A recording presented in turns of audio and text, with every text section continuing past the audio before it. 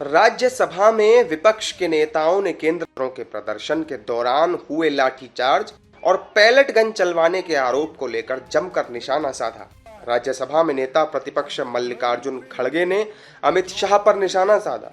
उन्होंने कहा कि होम मिनिस्टर होकर भी क्यों नहीं बोल रहे हैं, कहां हैं गृह मंत्री। के बावजूद भी गड़बड़ी होने के बाद आपका मुंह भी नहीं खुल रहा। क्या कोई स्टिच कर दिया क्या? मुंह को बंद कर दिया?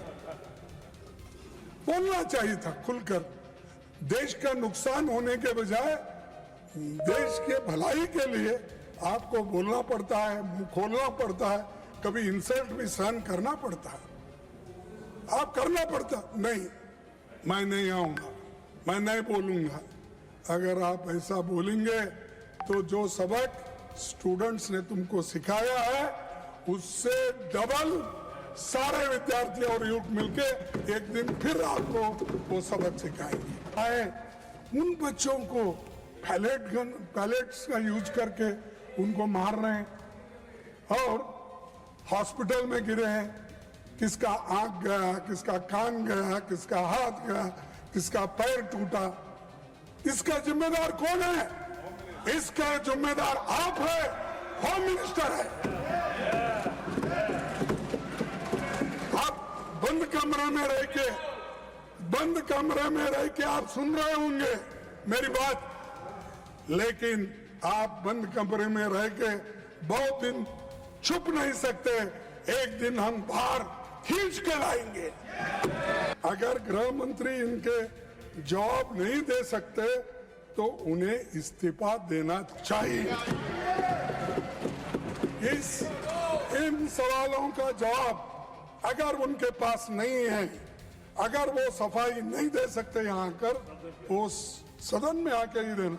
मैं बाहर पूछ रहा हूँ थोड़ी, तो आना और वो देना चाहिए। और खासकर इस कारणों के लिए, इस वजह से वो जिम्मेदार है, उनको इस्तीफा देना चाहिए और प्रधानमंत्री उनको पूछना चाहिए। राज्यसभा में सिर्फ खड़गे ही नहीं, अन्य विपक्षी सांसदों ने भी छात्रों पर हुए लाठीचार्ज को लेकर केंद्र सरकार पर हमला बोला और कहा कि केंद्र सरकार ने किसके आदेश पर छात्रों पर लाठीचार्ज किया, किसके आदेश पर पैलेट गन चलाई गई। आचरण कर रही है, आतंकवादियों जैसा व्यवहार कर रही है। किसान आंदोलन करता है तो खालिस्तानी हो जाता है। किसान आंदोलन करता है तो खालिस्तानी हो जाता है। मुसलमान आंदोलन करता है तो पाकिस्तानी हो जाता है। नौजवान आंदोलन करता है तो चाइनिस्तानी हो जाता है। लेकिन मैं इस सरकार के बारे में कहना चाहता हूं, जो लोग AK-47 चलाते हैं, छात्रों के सर पे लाठियां चलाते हैं, आंसू गैस के गोले छोड़ते हैं, वो सरकार आतंकवादियों जैसा आचरण कर रही है, आतंकवादियों जैसा व्यवहार कर रही है। नीट को, राज्यों को नीट की बजाय राज्य अपने तरीके से करें। 15% सीटें केंद्र को होती थी, केंद्र सेंट्रल से एग्जामिनेशन करता था, उसके लिए अलग परीक्षा CBSE बोर्ड करता था, तब कम से कम असुविधा होती थी। और जितना डिजिटल होता जाएगा, ध्यान रखिएगा, उतना ही आसान है लीक होना। विपक्षी नेताओं को जवाब दिया बीजेपी सांसद ब्रिजलाल ने और कहा कि कार्रवाई पुलिस करती है, गृह मंत्री नहीं। क्लियर कट प्राविधान है। जब कोई लॉ एंड ऑर्डर की स्थिति आती है महोदय, तो जहां पर मजिस्ट्रेट, जहां जिले में कमिश्नरेट सिस्टम नहीं है, वहां जो मजिस्ट्रेट होता है मौजूद, वो आकलन करता है पुलिस अधिकारी के साथ में और तब निर्णय होता है पुलिस बल का प्रयोग किया जाए। महोदय, यहाँ कमिश्नरेट सिस्टम है, यहाँ भी वही सिस्टम है। पर जो फोर्स यूज होता है, सबसे पहले हम लोग वार्न करते हैं, जो यहाँ पर वार्न किया गया, लाउड हेलर से वार्न किया गया, और उसके बाद जब भीड़ तब भी नहीं हटती है तो हम वाटर कैनन से पानी फेंकते हैं, वो भीग जाए, भाग जाए, जो यहाँ किया गया। और उसके नहीं करते तो टीयर गैस गन का फायर करते हैं, सेल का। This a non lethal weapon. और उसके बाद रबर बुलेट का प्रोविजन है। पैलेट गन के बारे में बहुत कहा गया, पैलेट गन, पैलेट गन।